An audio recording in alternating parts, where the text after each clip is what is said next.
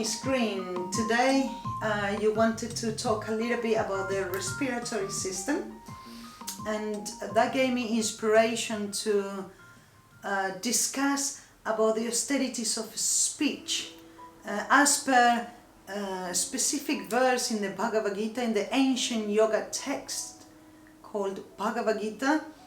And I'd like to elaborate a little bit on that later on, but let's go quite right into it. Thank you. The functions of the respiratory system are to exchange the oxygen and carbon dioxide to warm, cool and moisten air, to remove any unwanted particles that we are breathing in, and to produce sound and smell. Wow, okay. The average pair of lungs can hold up to 6 liters of air. However, we can only use about 10% of that capacity. Okay. This is because we don't want our alveoli to collapse. What's an alveoli, you're wondering? Me too. Alveoli are those tiny little sacs where oxygen and carbon dioxide is being exchanged. Basically, this is very important, and without fully functional alveoli, we wouldn't be able to perform breathing. So very, very important. And what happens is, as we breathe in, our alveoli go through dilation and constriction. Dilation and constriction. So there is only so much. That's correct. Thank you for demonstrating. So there is only so much air we can take. However, athletes have larger capacity of lungs because they have been trained, so they can hold more air. Singers too. Please elaborate. I am one of them, and I often refer to singing as the art of air management, and well, a little bit more than that, but you play a lot with air. You need to hold notes to reserve a space, to make melody go this way and the note come out that way, and I do find that I do have a capacity through years of singing good rock, a very good capacity in my lungs, and I can hold a note for way longer than that. That's very impressive, and I think it's all to do with training. I wanted to share with you a really cool immune defense. Our respiratory system is meant to prevent infections. And for this, we need mucus and cilia, which are the tiny microscopic hair. We need both. Where is that hair? This hair is in our respiratory system and in our nasal cavity. Okay. You know the little hair you have? So we need both. We need the mucus and the cilia. And what happens is that any unwanted particles are being trapped by the mucus, and cilia, the hair, brushes them off, where we swallow majority of them. And hopefully, if you have a healthy stomach acid, the bacteria or any unwanted particles should be destroyed. I also wanted to mention that it's very important to breathe through your nose rather than through your mouth. Yes. Because our nasal cavity is the air filter.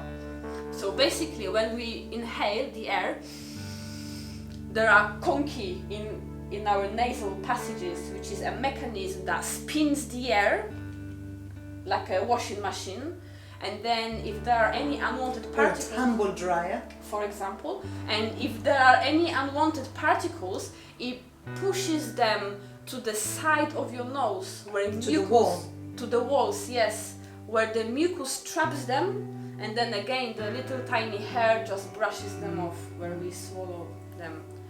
So it's very important, something that I am learning because I'm a mouth breather, so I'm trying to learn how to breathe through my nose. Yeah, we do a little bit of pranayama in the mornings, very good, very important. Anyway, we're not going to elaborate. Yeah. Sorry, carry on. Yes, and going back to cilia, the microscopic hair in our respiratory system, they are being killed by smoking.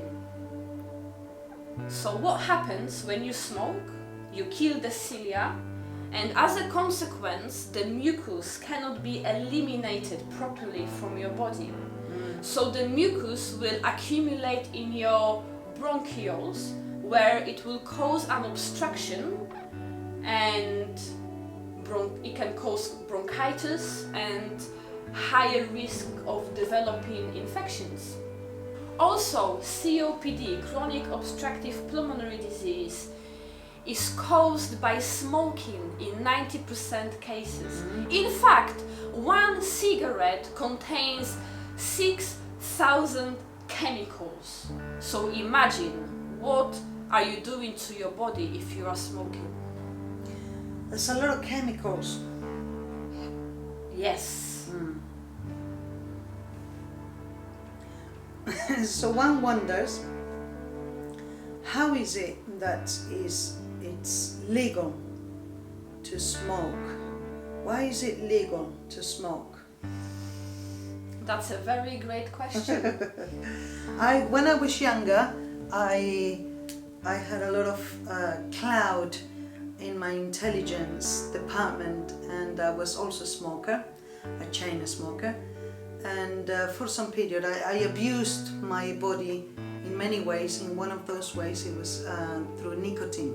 So I'm aware of how difficult how enslaving is the addiction to nicotine, to the point that you feel that you need to have your cigarette, or you just look forward.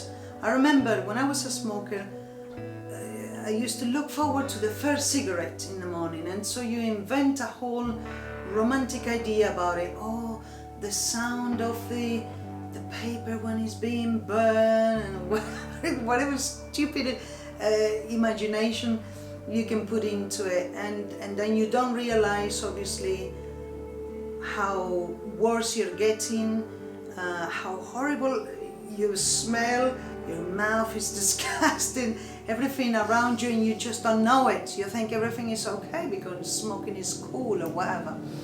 And voluntarily I walked into that trap, and obviously very long time ago I've quit, and I think I regained some health from not doing that. But it bewilders me how it's still pushed onto us, how we are brainwashed, if you like, to think, oh, smoking either is cool or it's okay, and because the governments have a big part, a big gain on this, they entrap us, like they make us addict to it, then they put a lot of taxes to it, and so and then we get bad in our health and things get worse, and so they send us to doctors which will prescribe useless and damaging drugs, and it's a whole circle of, and this is being promoted by the leaders of every country, I believe, which are meant to be looking after the welfare of people, but it's exactly the opposite. And so we live in a system that makes it quite impossible to rise above the stupidity that it is modern civilization, modern life. That's not even civilization. We're not even civilized if so willingly poison ourselves with the worst type of things that we can put in the body. That's true. It's very sad and very unfortunate. Yeah. We become slaves. Yeah. I remember there is a power that comes just with everything that you can quit. There is a beautiful, empowering feeling if you can quit smoking, just like if you can any other addiction like that. Smoking is a wonderful conquest of one's will, and a cloud is like thick smoke cloud is lifted, and maybe there is some resemblance of intelligence that you can articulate after that. That's so true. recommended today. Quit and gain, win your own war. Anyway, please continue. I think we digressed a little bit for some reason. That was very good. Thank Okay. you very much for sharing. So, going back to the speech, can you please tell us more, elaborate on the speech? Yes, I wanted to. There is one particular section in Bhagavad Gita where there are different types of austerities that human beings can perform. Austerities in the context of activities that elevate our consciousness, let's say, so we can be open to have different levels of enlightenment. And there are austerities of the mind, austerities of speech, austerities of the body, and so on and so on. And I try, not that I'm an expert in any way at doing this, but it is one of the guidelines in my life, the section about austerities of speech. And I do try to apply it in my own life, and if I can be successful at any rate in that aspect, then I feel I will achieve a lot of things. It will filter onto other things. And so the Bhagavad Gita, the ancient yoga text known as Bhagavad Gita, which was spoken by Lord Krishna 5,000 years ago in a battlefield to his friend and disciple Arjuna. He tells him 4 regulations, if you like, of the speech, and then it's a 5th, the cherry on top. Speech should be truthful, beneficial, not agitating to others or to oneself, and pleasing.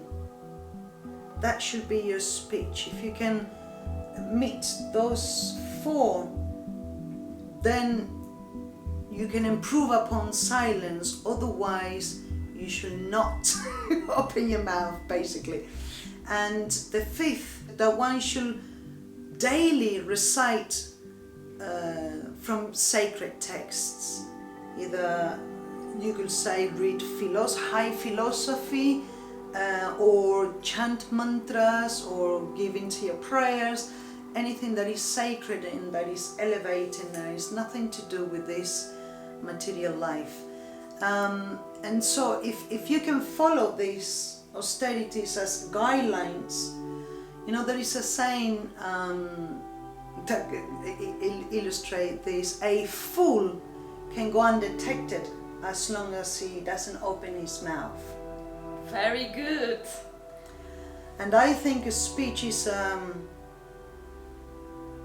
you can really understand the level of a person by what they talk about, how they express themselves, what they say, and so on and so on. And A.C. Bhaktivedanta Swami, who famously translated so wonderfully the best Bhagavad Gita version that we've known, called the Bhagavad Gita as it is, he elaborates on this, on the austerities of his speech, pointing out that one should not talk nonsense. On that note, I have a question for you. What is your opinion of freedom of speech, where, for example, on social media or anywhere on the streets in our modern times, you see people expressing and saying what they like, and they swearing, and they have this conception of freedom of speech? What's your view? I have a very unpopular opinion that will earn us perhaps some unfollowers. I think the ether is saturated with useless, not beneficial very not pleasing, quite agitating speech. And because there is this overload in social media and all sorts of mediums where people misuse their freedom of speech. Of course, I believe freedom is natural to us. We have free will, therefore we have freedom for anything. I think freedom of speech should be a right earned on merit of speech. And of course, these austerities mentioned in the Bhagavad Gita, I think they're the highest forms of use of speech.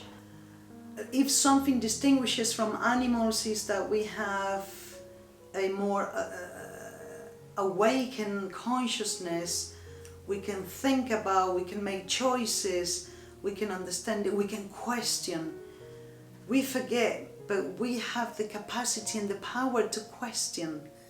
Instead of accepting, we've been told this, I read this, someone told me that I saw this, and we believe whatever, and then we have distorted information, opinions and visions, and they follow whatever path.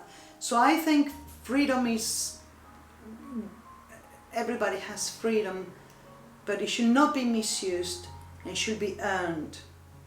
And one should be able to justify, this is the thing, the floor is open, anybody can vomit what's in their minds, and instead of that, it would be nice if one can shoot flowers with a speech. What a beautiful description. This is really a higher level of speech and how we treat and communicate with other entities. And so I wish to apologize if anybody feels offended by my opinions. They're very strong and I wish to be pleasing and beneficial with what I say. So I'm sorry if I fail. I have not mastered yet the austerities of speech. I think that was very nice explanation. Yeah? Okay. Yes. So shall we leave it here? If anything stir your impetus to discuss further, please, you can leave a comment below, and please be kind and constructive, and then that will generate some interest in us in continuing a conversation.